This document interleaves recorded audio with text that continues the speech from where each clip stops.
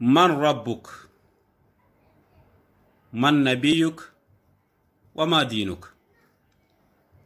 Musidɗo julɗo o ta ɗayno hoore ma, malaika si tawi maka kaburu ma ko ɗum ɗo ɓe landoto ma, ko ɗum ɗo kadi jaabotoɗa ɓe. Si ɓe tawima ɗon, wona ki'e to ndiye, who is your God? Quem é seu Deus? Wona ɗum ɓe landotoma musidɗo julɗo tedduɗo. Nde yewtere men ɗo ko sappi, génération men on, lekkolɓe men ɓen, mawɓe lekkolɓe, yooliɓe, wonuɓe yoolorde ɓen ɓiɓɓe mum ɓen e yoolande mum nden. Ko ɓende yewtere men ɗo fewti musidɓe julɓe tedduɓe. Fulɓe Fuuta ɓen innay,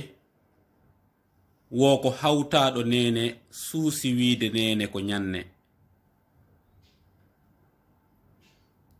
Génération men on, enen leñol ngol Fulɓe Fuuta ɓen, ko ɓuri heewde meɗen ko en yooliɓe ga e diina mum kan, hiɗen yoolorde kadi zurriya men on musidɓe julɓe tedduɓe. Fukkita yoolagol haynoɗa zurriya ma on, jogoɗa dolekke zurriya ma on naɓoraɓe kamɓe kadi. Ko ɗum fewndi e o zamanu meɗen ɗo. Mi hayninoke ɗum ko neeɓi, miɗo ngalɗi ko honno ɗum ɗo woniri, nde wonno mi wayru tabutude e nder leydi men ndin gine ko yarata duuɓi noga hikka. Kono non beruko ko mi tabiti hitande wotere e nder leydi men ndin ɗo, mi yurnitike mi andi ko honto wonɗen yoolorde musidɓe julɓe tedduɓe. Ko ɓuri heewde meɗen enen mawɓe fayɓe ɓen, en anda diina men kan hay hunde, en anda valeur diina men kan. Allah okki en zurriya, hiɗen ɗowde zurriya men on, seytaneji ɗin wallito en naɓugol ɓeeɗo e angal andugol diina mum kan. Fa wallahi musidɓe julɓe tedduɓe, école français, école anglais, école portugais ɗum hino moƴƴi, hino mari nafa. Kono non nafa mum kan feƴƴali nafa lanɗan. Ko e nder ñamete tum weli, si tawi na e nder ñamete haray ko poson. Français, anglais, portugais, kala gandal jangalngal ka adna ɗo, ko e nder diina tungal ɗon gandal ɗon weli. Si tawi wona e nder diina haray ko poson. Wonande kala mo Allah subhanahu wa ta'ala arsiki famugol komi faala wolde kon, zurriya men on hino yoolade e nder ɗe gande ɗo. Ko ɓuri heewde fayɓe men ɓen, hino jangude école français, anglais ma kala ka wontiri jangude école ji ɗin, hara ɗum ɗon alamo jonnude tan jangugol diina makko kan. E hoorele hiɗen felliti ka nder kaburu makko, ka nder kaburu ma, ko malaika ɓe landotoma ton, ko hombo woni joomi ma, ko hombo woni nelaɗo mo jokkunoɗa on, ko honka woni diina ka jokkunoɗa kan. ɓen na français ɓe wolata ton, wona anglais ɓe wolata ton, wonale kadi portugais, wona ko nanditi e muɗum musidɓe julɓe tedduɓe. ɓe si ɓe tawima nder ton tawi a anda diina ma kan, si tawno hiɗa jogii diplôme ji temedere ɗe gande heddiɗe ɗo, haray a perdi musidɗo julɗo tedduɗo. Lannata min e hoore am wonɗo wolde ɗo on ka nder famille am, famille ɓurɓe hiɓɓude, bandiraɓe an ɗiɗo woni janguɓe ha gayni jangude, hendi diplôme ji mum ɗin. Goɗɗo on tawi ko e ko ɗum woni ko fokkituɗo, o nomama e poste jano, fokkutuɗo ka bureau makko, arɗo wayni bureau mum, hoore muusi waali maayi, o meeɗa joɗade e bureau. Goɗɗo on ko gaynuɗo jangude, ka gaynata ɗon jangude, e ko ɗum woni o nawni, o waali, o maayi, o meeɗa joɗade e bureau. ɓeeɗo ɗiɗo kalale ko janguɓe heɓi niveau jano, laamu ngun jonni bourse naɓi yaasi jannoyi ha hooli wi'i yimɓe mi woni wolde fi mum ɓen, ɓeeɗo tawata hay ñallal gotal ɓe joɗa ka bureau maɓɓe. harile ɓe towi e ko ɗum woni ko wiyete kon gandal e ɗaɓɓangal ngal e nder leydi men ndi musidɓe julɓe tedduɓe. hay ñallal gotal ɓe waɗali bureau, hiɗen mari sifa ɓe lannata e nder famille ji ɗen yurnito ɗen ko homboni mara sifa ɓeeɗo. woɓɓe ko wuuruɓe hino joɗoyi diplôme ji ha hande ɓe meeɗa joɗade e bureau musidɓe julɓe tedduɓe. ko tawata hara dina ma kan sa jangi hitande wotere a dumike muɗum nafete foddeɗa wuri nafa ɓe ngureji maɗi nafa ɓiɓɓe ma ɓen kono ɓay tun seytaneji ɗin hino andi si a jangi dina ma kan haray ɗi perdi ma an on hino tanƴinaka heɓuɗa yurmede Allah subhanahu wa ta'ala natuɗa aljanna ko seytaneji ɗin adoto atakude banu adama ko yo wonu majjaɗo dina makko kan ko wonu mo anda e dina kan hay hunde seytaneji ɗin ko ɗum ɗo adoto wadde neɗɗo génération men on miɗo nodda en yen wattan yiili l'école ɓe findine haqqillaji mon ɗin wawon famude wota mawɓe mon ɓen ɗayno on si mawɓe ma ɓen findinima laabi ɗiɗi tati ɓe wi'ima ya yawka l'école landiɓe kadi so tawi ɓe findintama ñande go e nde wotere janga dina ma kan nde wonno si ɓe findinima a yahi école ɓe findinalima ya jangu dina ma kan yeeto mawɓe ma ɓen ɓe ɗaynima yeeto baba nene malaika ɓen si landike lanka qabru ko honɗumi jabotoɓe woodi no patron jo goto mo heɓali zurriya neeɓi Allah subhanahu wa ta'ala okkori mo payku ngurun gotum o yimmi o dari o wi oɗo ɓiɗɗo am ɓay tun ko oɗo tun Allah okkilan mi jannay o hattirde e jannugol o wonay granjo e aduna on o wonay ɓurɗo gandal mo tawata mo ɓuraka tawi oɗo ko ɓe wonɗen wiide ɓen ko yooliɗo wonɗo yoolorde ɓiɗɗo mum on kañum kadi o janni oɗo école gande aduna yankoje ɗen no fanɗingal o suka jangali leyɗele ɗen aduna on no fanɗi ka o yahali jangi no fanɗi façon diplôme mo o suka heɓali e tawi e jaka ko ɗon hatti dina makko kan hay hunde anda ka o suka gaynata jangude ɗon o heɓi nawnare o waali e ko ɗum woni heddanimo leerji maygol docteur ɓen confirmi oɗo o mayay woni suka on o wi'i babe makko yahe addanollan diplôme ji an ɗin ɗi fof babe makko ngalɗi hiɓe wulla e ɓiɗɗo maɓɓe o mayay woni o insisti baba makko yo addanoymo diplôme ji ɗin fof babe makko tawi ko be waɗa ɗum ɓe immi ɓe yahi ɓe rondi diplôme ji makko ɗin fof ɓe addi ɓe werti yeeso makko o wi baba ɗiɗo diplôme je ɗuɗɗe ko diplôme hombo mi jaboroyta jomi an simi tawoyimo ɓay ko pelle mi tawoyay woni Allah subhanahu wa ta'ala hollelan ɗi diplôme ji an ɗo fof ko diplôme hombo mi jaboroyta Allah subhanahu wa ta'ala e baba on ɗaynilan on ɗaɓɓinilan aduna ko tawata kon wona ɗum Allah subhanahu wa ta'ala tagirinmi Allah ko wika Qur'an bada uzubillahi minash shaitanir rajim wama khalaqtul jinna wal ins illa liya'budun mi tagirali jinnaji ɗin e yimɓe ɓen so wona fiyoɓe rewa wona fiya jangu français wona moƴƴinowo otoje ma avion je ma wona ministre jo ma président wona ɗum Allah subhanahu wa ta'ala tagirma Allah ko tagirma ko ya jangu Qur'an janga sunna nelaɗo makko on hulamo rewamo woɗɗoɗa e ko ɗum woni ko harminanma kon ko ɗum Allah subhanahu wa ta'ala tagirma addi ka hoore liɗo ko kanko le taguma musidɓe julɓe tedduɓe ko kanko taguma ko neeɓi o ko neeɓi pay kon ko fanɗi duuɓi o ila duuɓi jeɗɗi mo duwa famude ɗum ɗo duuɓi sappo no duwa famude ɗum ɗo wota on accu mawɓe momɓen ɗayna on ko ɓuri hewde e menen mawɓe momɓen ko men yooliɓe meɗen poɗude dolokaji mon ɗin kadi men yolora on onon fayɓe wota on jaɓu jange dina mon kan jange Qur'an jangon sunna nelaɗo mon on onon fayɓen musidɓe julɓe wattane yiide accen yoolugol ɓiɓɓe men ɓen génération mo fewduɗen on hande fayɓen ka école udditi ɗo wiɗen école udditi duɗe Qur'an ɗen fermama école udditi janganakuɓen ka ɗuɗe ɓe hayki duɗe ɗen duɗal kala marnogal janganakuɓe temedere hande sa yahi ko janganakuɓe nogayo ma capantata tawata ton ko ɓuri hewde kon fo yahi acciti arde sabu hon ɗum école français on ko ɗum wasiɗen wolde ko ɓuri hewde l'école ɓen immoto e 5 heures de matin 6 heures de matin fuɗɗa préparade fi yaadu école 8 heures hiɓe ka école 14 heures ɓe accite ɗum ma 14 heures 30 ko ɓe okkete ko 30 minutes ma 1 heure de temps yoɓe dogu ɓe ara ɓe ñaama ɓe yiltito kadi ka l'école ɓe inna meɗen mari e honno tigi de e révision nane moƴƴa ɓe yiltito e 15 heures yo tawɓe ka école ɓe yalti ton wo 17 heures 17 heures 30 nde ɓe hewta ka suudu ko 18 heures ma 18 heures 30 haray futoro heewi ɓeɗo si hewti hino ronki ko honnutuma oɗo jangata Qur'an ko honnutuma oɗo jangata sunna en wi ali wota français on jange ko wiɗen koye en ñeñin harafa ɓen fo heɓay fo muɗum si tawi fo heɓotako awayoɓe hayko français on ɓe janga dina maɓɓe kam musidɓe julɓe tedduɓe mo janga français hino naata aljanna kono mo janga qur'an naata aljanna mo anda hay a e français hino heɓa yurmede Allah subhanahu wa taala hino naata aljanna e nde wonde hino heɓa aljannaji ɓurɗi towude ɗin tode kono mo anda hay alif ka qur'an e o zaman men ɗo e o génération men ɗo o tigi naata aljanna musidɓe julɓe tedduɓe subhanallah mo anda français hay a ka aduna ɗo men kadi o tigi no heɓa aduna on nane moƴƴa musidɓe julɓe tedduɓe mo wawata hay windude inde mum nden e français hino heɓa aduna jangugol français ɓeydata arsike ma on hayyeru abbere wotere maro ma sintere ndiyam angal jangugol ma français kadi ɗuytata e arsike ma on hayyeru abbere maro ma sintere ndiyam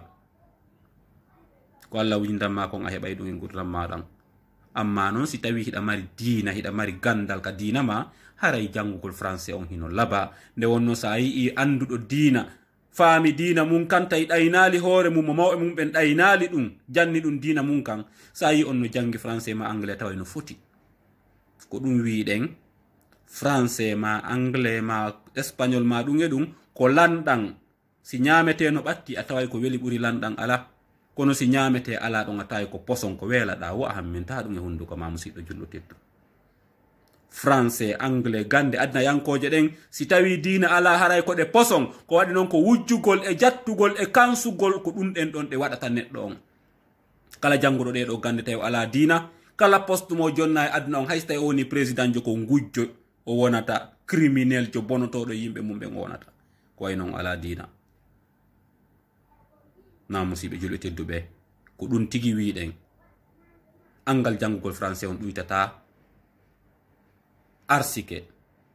neɗɗo goto meeɗi yawde ɗaɓɓugol golle e société o nani société kaarijo no faala golloɓe o janga wata winde e inde makko nden o anni bete wonno ɓe ƴettaymo golle gardien ka dambugal maɓɓe o yehi o tawoy ɓeɗo o yiide patron on inni o addu email ma on min naɓane information ji société amen on anda règle ji amen ɗin e on tuma min ƴettete ara wonana min gardien ka dambugal o landi patron o wi ko honɗum woni email o a anda ko woni email wo hi min mi janga patron on inni mo amenen min ƴettata mo janga ka société amen gorko on yalti himo suni o yalti hi o weelama ila o dawi arde o ñallu joɗade ɗon habbagol ɓe si ɓe ƴettaymo golle gardien yagal ka dambugal o yalti mo weela o jindi quartier on ɗon fof fiiso heɓay ka o sooda pihun kun o faala sodde kun o heɓali o hooti o miijitoyi o tawi ɓay o janga o taw ɗaɓɓu golle hande kadi o ɗaɓɓu ko yeeya o ɗaɓɓi piihoy kewkoy wasi en wi'i biskuit e bonbon e ɗum o addi ka quartier ɗon ka o ɗaɓɓuno ɗum ɗon o heɓali o joɗɗini o yeeyi ko balɗe seeɗaje tawi wonti tabal balɗe seeɗaje wonti bitiki neɓata wonti supermarché nam gorko on neɓata leydi fo himo mari supermarché ji e ko ɗum woni o heɓi jawdi tawi o eɓɓidirtake e on société mo yawno ɗaɓɓugol golle ka muɗum gardien yagal tawi ɓe ɓattotako mo marde jawdi musidɓe julɓe tedduɓe ɓe addoy marɗo gandal wawowo insalde systéme logiciel wawowo contrôle de supermarché ji makko ɗin wallitomo on gorko ari o landi patron on o fi ko ɗum woni e o email o wi o patron on yo patron addu email mum on o naɓanamo ɗon logiciel on oya uddita ndaara hara logiciel on himo kelɗi ha o mantanimo logiciel on moƴƴa wawowo gerde supermarché ji gorko on patron on wi wo mi mara email gorko on o ngalɗi o wi wo grand patron marɗo jawle ɗe marɗa ɗen supermarché ji leydi fo hande ɗa mari supermarché ji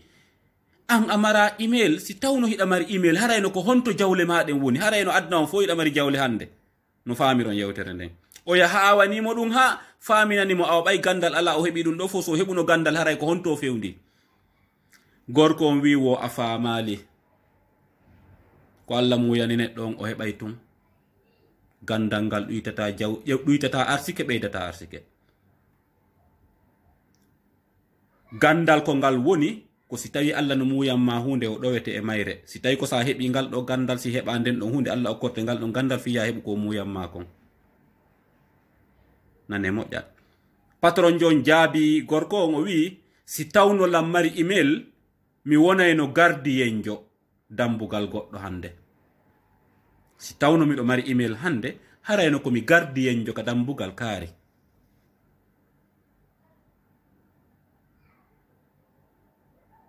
Wattanen yili moƴƴa kala meɗen yo tasko ko wona wolede kon.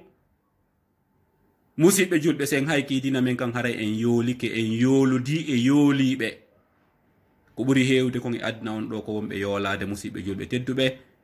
Jangen dina men kanko foti e fanɗude ɓe mbere no famiren e ko ɗum woni kulol Allah. Jannen fayɓe men ɓen, saloɗen fayɓe men ɓen,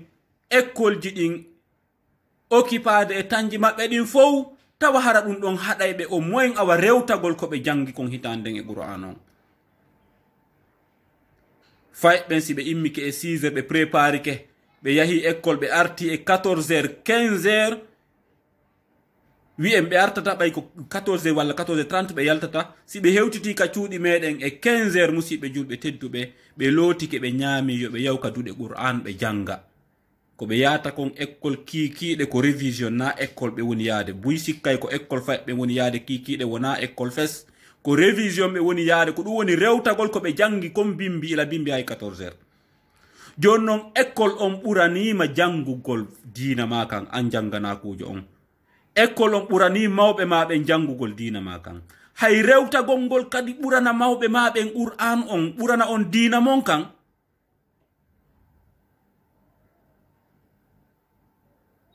Yandun kikiɗe ka école ko révision wona yahede. On révision ɗon wota ɗum bonnane musiɗo jandugol diina ma kan. Ko yawitiɗa diina ma kan wo, ko fanɗinɗa diina ma kan wo, si tawi ko duɗal Qur'an wonɗa yaade, sa yahali on leer ɗon a fiinota, ko sa yahali on leer ɗon a jangata, accu ɗon yahugol ka révision, yaha heɓa diina ma kan awa. Bimbi on wona fi français, kikiɗe on wona fi diina ma kan musiɗɗo julɗo tedduɗo, heɓa goɗɗum e diina ma kan. Sa arti kikiɗe siko jemma sa heɓi ko rewtina ka suudu awa, si wona ɗum e ko ɗum woni konko mankan ma ɗon bonnata hay hunde gurdam maɗan. Nane moƴƴa musidɗo julɗo. Kono si a yahi école ha e 14 heures 15 heures arti ka suudu ma a ñaami a lotike, tawi ko ya préparo kadi yahugol école kiikiɗe rewtoyo ko jangi kon bimbi, a ala susi a jangali diina ma kan hay hunde musidɗo julɗo tedduɗo, haray a perdi. An on wonɗo jangude ɗon a perdi musidɗo julɗo tedduɗo. Mawɓe maɓen hay hunde ɓe wawanama yeeso Allah subhanahu wa ta'ala. Si mawɓe maɓen ɗaynima ha tawde haray ɗa wawi occupade ñallal ngal fof école ma aduna yankojo on, a heɓali hay leer ɗiɗi e nder gurdam maɗan ka occupoɗa no heɓira diina ma kan e nder ñallal ma ngal, haray ya andu a yoolike. Wonɓe yoolade ɓen ɓe yoolorima an o janganakujo wiɗen ila mo duuɓi 10 no duwa famude ko mone wolde ɗo. Hiɗen mari mawɓe e meɗen ko ɗum woni woɓɓe maɓɓe hara ko fonctionnaire ɓe retraité, anda hay hunde e diina mum kan e ko nanditi e muɗum musidɓe julɓe tedduɓe. Ɓe meɗata jiñande occupagol no fayi maɓɓen famira diina mum kan. Oɗo paykun o wuurirani e ko ɗum woni si juuti gurdan wona aaden ɓurɗo bonde e tagefo ngon e mofte ɗen, si o raɓɓiɗi gurdan o sakkitora ni se. Si tawi ko mawɓe makko ɓen attimo o inna condoléance, ko ɗum jannunoɗamo ko yo wi condoléance. Hay innugol allahumma ighfir lahu warhamhu o wawata, ɓiɗɗo ma o wawatama du'anade ɓawa ma, ko ay non a jannanoma ko du'orane. Allahu akbar, a perdi ni ɓiɗɗo ma on, a yooli ni ɓiɗɗo ma on musidɗo julɗo tedduɗo. Aray ko ɗum ɗo yinnoɗen andintinde tagefo ngol lekkol jiɗin udditi, poson jiɗin udditi no famiren ko wona wolede kon fa wallahi summa wallahi école mo ala diina ko poson. Si diina heɓi ke a taway hino laba taway ɗum ko nema. Yo Allah wulan ɗon arsuku en diina, yo Allah arsuku en diina jaɓaka, yo Allah famin en wonde ko diina kan atti école on, ko diina kan wonata sabu Allah yaafade ma bakkatuji maɗin o naade aljanna. École on si diina ala kañum ko tikkere Allah pooɗete e muɗum huwugol piiji ɓurɗi bonde jangnay ɗum makko honno wujjirte ko honno kansirte ko honno jattirte nde wonno mo jangi école o ala diina o tawete ɓurɓe bonde ɓen e tagefo ngon ko min wowli ɗum mo janga si yahi ka marché ɗo oti si wujji saku si yuntoyi ko ɗum woni a taway ko ɗum woni ko guluje temeɗɗe nde woni ton si o yuntoyi si o nangama o haɓɓe o ko ɗum woni e nde wonde hay pineyɗe yiide ɓe waɗa hoore wiɓe ɓe sunna amma janguɗo jooɗi ka biro himo wawi wujjude milliard ji haray goto anda kombe ma ɓuri bonde angal gandal watta ɗum neɗɗo on musidɓe julɓe jangen dina men kam wiɗen jangen dina men kam wota en jaɓu hay hunde wawa occupade tanji men ɗin ɗi fo majji haɗa en wawude jangude dina men kam ko fote fanɗude wona enen wona ɓen gureji men ɗin wona paykum wona mawɗo wona jano wona tosoko wona duhiɗo wona sonnajo wattanen yiili mofte ɗen hino yooli ko ɓuuri hewde tentini zaman men on enen seytaneji ɗin ko ɗi wawiri en monipilude e ko tawde en mara tan jangugol dina men kan sen jangal dina men kan en sakkitoray ñembingol hefere ɓen darugol jikkuji hefere ɓen ko ɓuri bonde ko musidɓe julɓe tedduɓe yo Allah subhanahu wa taala dandu en ɗum yo Allah faamin en ɗum en fo folotiren si tawi satti ha satti tawi tan heɓota ko few no ɗiɗi kala heɓora haray yo dina ma kan heɓo woɗɗo français anglais arabo e portugais espagnol ko nanti mo woɗɗo ɗum jangu dina ma kan ko ɗon yurmede Allah nden woni si tawi la wakkilke fo heɓoto nde wonno kañum haysi ko seeɗa nde tanji ma ɗin sa suɓi leer ɗiɗi a wi'i o 2 heures de temps ɗo e gurdan an ɗan mi huwata goɗɗugo sina jangugol dina an kan on 2 heures de temps ñallal ngal yonete